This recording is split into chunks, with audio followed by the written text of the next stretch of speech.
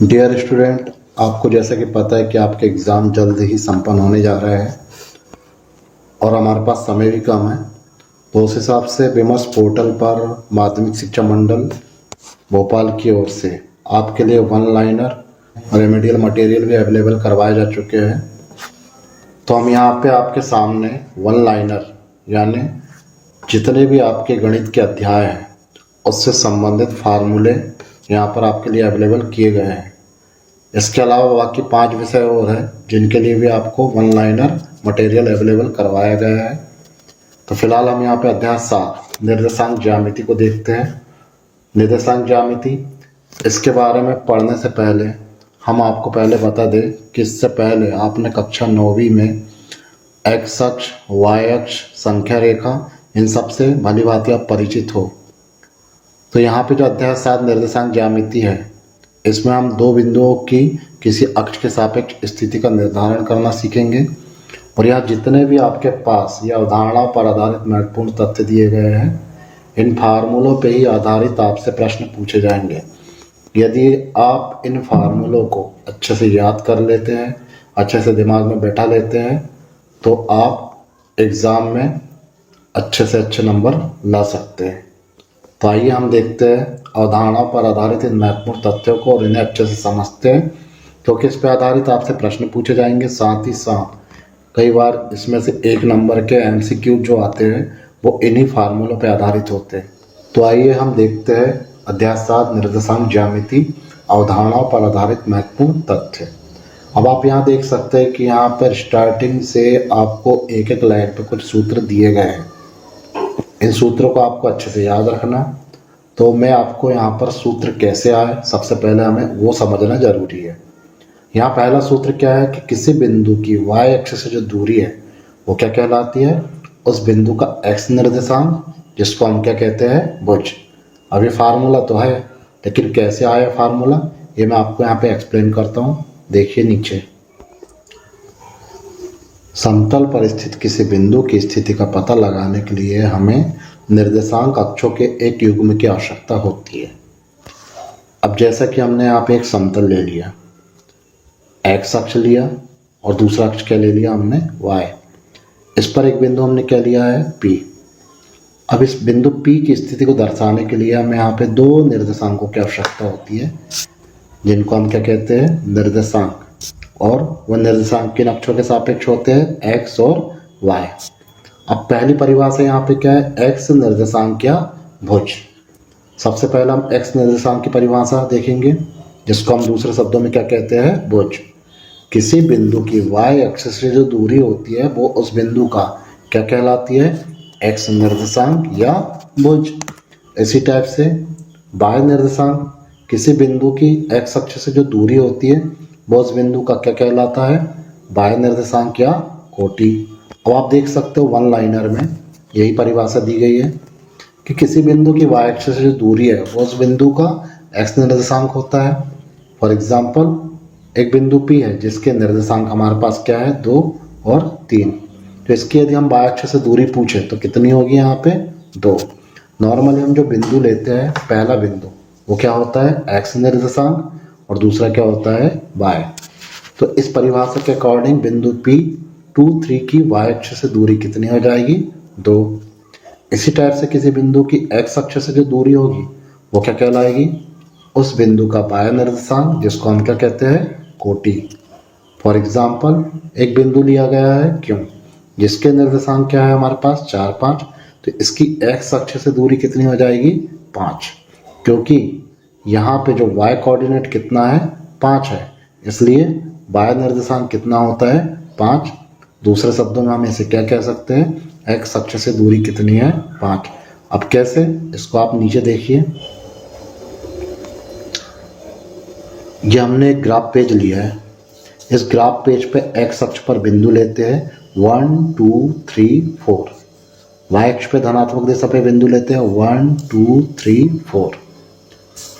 यहाँ पे दोनों अक्ष एक दूसरे को जिस बिंदु पर काटते हैं, ये जो कटान बिंदु होता है, बिंदु O, इसको हम क्या कहते हैं, मूल बिंदु। और इस मूल बिंदु के जो x कोऑर्डिनेट, y कोऑर्डिनेट यानी भुज और कोटि दोनों का मान कितना होता है यहाँ पे, 0, 0। यानी हम दूसरे शब्दों में क्या कह सकते हैं कि मूल बिंदु के निर्देशांक क्या होते हैं, हमेशा 0 0। यहाँ पर हमने एक बिंदु P लिया। अब इस बिंदु P की x अक्ष से दूरी और साथ ही साथ हम y अक्ष से दूरी देखते हैं। तो आप देखेंगे नीचे x अक्ष पर ये बिंदु P, यहाँ से परपेंडिकुलर बिंदु P है और यहाँ से परपेंडिकुलर y अक्ष पे है। ठीक है। अब बिंदु P को यदि डिसाइड किया जाए तो बिंदु P को आप देखोगे यहाँ पर स्थिति कैसे आएगी, x अक्ष पर कौन से बिंदु पर आ रहा है, वो बिंदु 4 पर, 1 2 3 4। तो हम यहाँ पे क्या कह सकते हैं कि जो बिंदु 4 है, ये बिंदु 4 क्या कहलाएगा, ये कहलाएगा x निर्देशांक, जिसको हम क्या कह सकते हैं, भुज। परिभाषा के अकॉर्डिंग y अक्ष से दूरी, इस y अक्ष से इस बिंदु की दूरी कितनी है, यहाँ पे 4।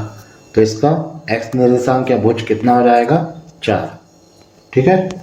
अब यदि हम यहाँ y निर्देशांक की बात करें तो y निर्देशांक क्या है, यहाँ पे बिंदु 2। अब बिंदु 2 कैसे आया, आप देख सकते हो जो बिंदु P है वो x अक्ष से कितनी दूरी पर है, इकाई दहाई, 1 और 1 2, 2 की दूरी पर है, 2 इकाई दूरी पर है, इसलिए इसका y निर्देशांक या इसकी 40 कितनी हो जाएगी, 2। ठीक है। तो इस टाइप से आप x निर्देशांक और y निर्देशांक को निकाल सकते हैं। अगली परिभाषा इसमें x अक्ष पर स्थित किसी बिंदु के निर्देशांक किस रूप में होते हैं, x, 0, और y अक्ष पर निर्देशांक किस रूप में होते हैं, 0, y। यानी हम यहाँ पर एक परिभाषा और डिफाइन कर सकते हैं, x अक्ष पर y का मान कितना हो जाता है, 0।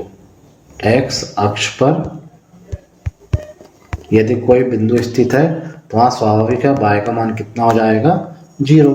इसी टाइप से y अक्ष पर x का मान कितना हो जाएगा, 0। ठीक है। अब आते हैं हम अगली परिभाषा पे। ये जो परिभाषा है बिंदुओं P x1 y1 और Q x2 y2 के बीच की दूरी, इसका फार्मूला क्या होता है, PQ equal to root x2 minus x1 का whole square plus y2 minus y1 का होल स्क्वायर। ये फार्मूला आपको अच्छे से याद रख लेना है, क्योंकि बेसिकली देखा गया है कि इस फार्मूले पर आधारित ही प्रश्न पूछे जाते हैं, या कई बार अभी आप देख सकते हो अर्धवार्षिक परीक्षा में क्वेश्चन आया था कि किन्हीं दो बिंदुओं के बीच की दूरी का सूत्र क्या होता है, root x2 minus x1 whole square plus y2 minus y1 का होल स्क्वायर। इसको इन्होंने एक उदाहरण के थ्रू समझाया। बिंदुओं P 4 6 और Q 6 8 के बीच की दूरी आपको यहाँ पे ज्ञात करनी है। तो आप इससे कंपेयर करेंगे तो x1 y1 का मान कितना है, 4 6, x2 y2 का मान कितना है, 6 8। ठीक है। इन मानों को हम यहाँ पे डिफाइन कर देते हैं, रख देते हैं। फिर दोनों बिंदुओं के बीच की दूरी के लिए PQ बराबर root 6 minus 4 square plus 8 minus 6 का होल स्क्वायर। यहाँ 6 में से 4 गया, कितना बचा, 2, 2 की घात 2। 8 में 6 का कितना बचा, 2 की घात 2। 4 और 4 कितना आ जाएगा, 8। अब 8 को हम रूट के अंदर लेंगे तो 8 को हम क्या लिख सकते हैं, 4 गुणित 2। चूँकि 4 पूर्ण वर्ग संख्या है इसलिए 4 का वर्गमूल क्या हो जाएगा, 2। लेकिन जो 2 है, 2 का वर्गमूल पूर्ण संख्या नहीं आती है, इसलिए हम इसको रूट के अंदर ही लेंगे। तो दूरी PQ बराबर कितना जाएगा, 2 रूट 2 मात्रक। नॉर्मली आप यहाँ पे मात्रक लिखना जरूरी तो है नहीं, लेकिन फिर भी लिख देंगे तो अच्छा है। क्वेश्चन में कई बार आपको सेंटीमीटर मीटर दिया रहता है, यदि ना दिया हो तो आप सीधे यहाँ पे या तो मात्रक लिखेंगे या तो फिर इकाई। अब बिंदु P XY की मूल बिंदु O 0 0 से दूरी, अभी नीचे बताया जा चुका है आपको कि जो मूल बिंदु होता है उसके निर्देशांक क्या होते हैं, हमेशा 0 0। ये जैसे y अक्ष x अक्ष, ठीक है, ये हो गया y अक्ष। तो यहाँ पे जो मूल बिंदु होते हैं इसके निर्देशांक क्या होते हैं, हमेशा 0 0। ठीक है। अब इस मूल बिंदु की एक बिंदु P, इसके निर्देशांक क्या लिए गए हैं, x y। इससे हमें क्या निकालना है, दूरी। तो इसके लिए हम इसको क्या मान लेते हैं, x1, इसको मान लेते हैं y1, इसको मान लेते हैं x2, इसको मान लेते हैं y2।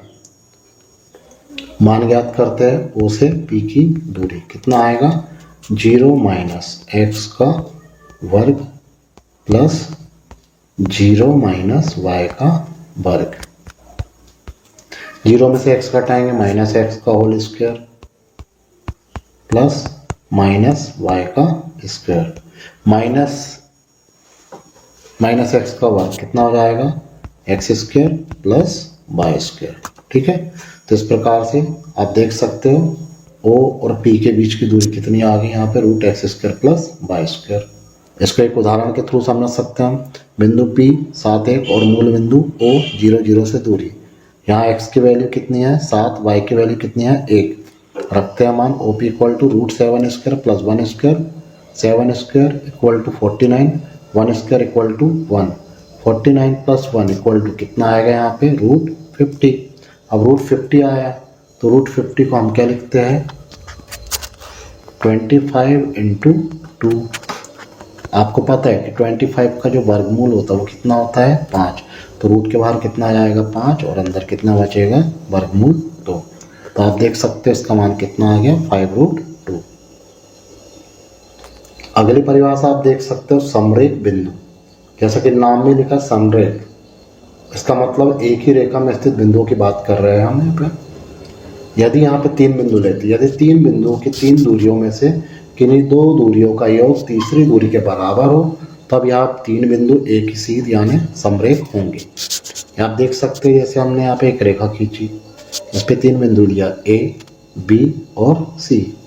आप देखना यहाँ A से C तक की जो दूरी है वो यदि A, B और B, C, आप देख सकते हो A से B की दूरी और B से C की दूरी के यदि योग के बराबर है तो हम क्या कह सकते हैं AB plus BC equal to AC।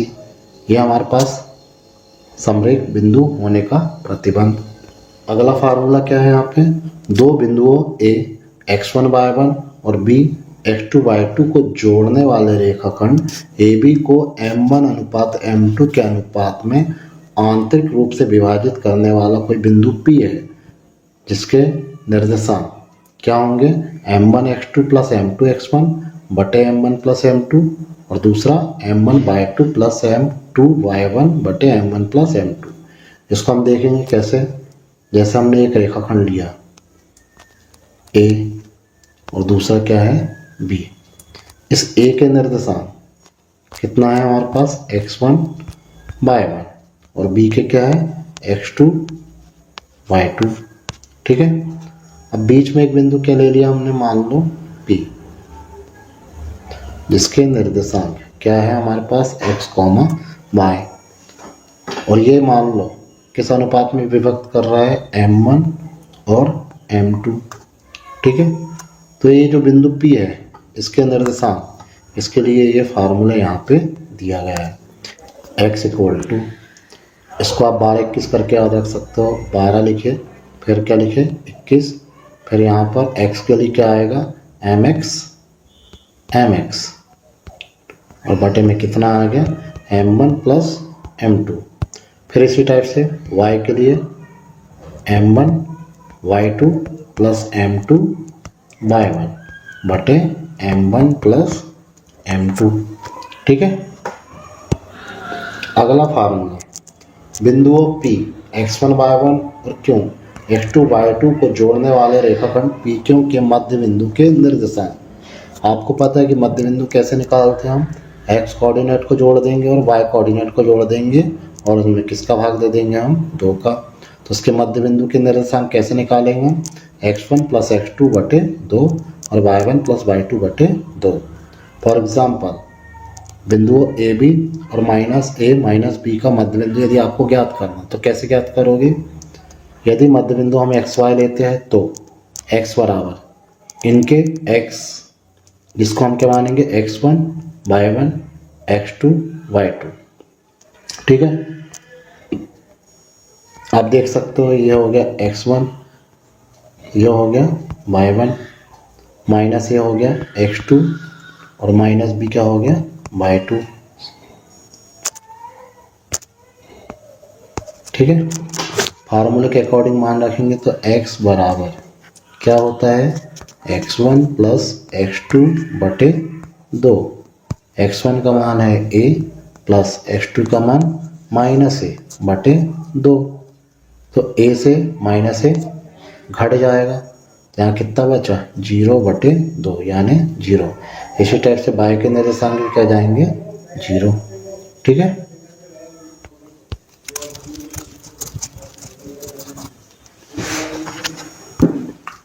अतः मध्य बिंदु के निर्देशांक कितने हो जाएंगे यहाँ पे 0 0। तो इस टाइप से ये आपके निर्देशांक ज्यामिति के बेसिकली फार्मूले हो गए। इसमें आपको स्पेशली 2 फार्मूले अच्छे से याद रखना है। एक फार्मूला 2 बिंदुओं के बीच की दूरी वाला और दूसरा आंतरिक रूप से विभाजित करने वाले बिंदु के निर्देशांक वाले। ठीक है। इसमें से जितने भी वन लाइनर फार्मूला आपको दिए गए इनको यदि आप अच्छे से याद रखते हो तो 1 नंबर के जो MCQ आते हैं उनको हल करने में कोई दिक्कत नहीं जाएगी। साथ ही साथ इन्हीं फार्मूलों पर आधारित आपसे कोई ना कोई एक प्रश्न जरूर पूछा जाएगा।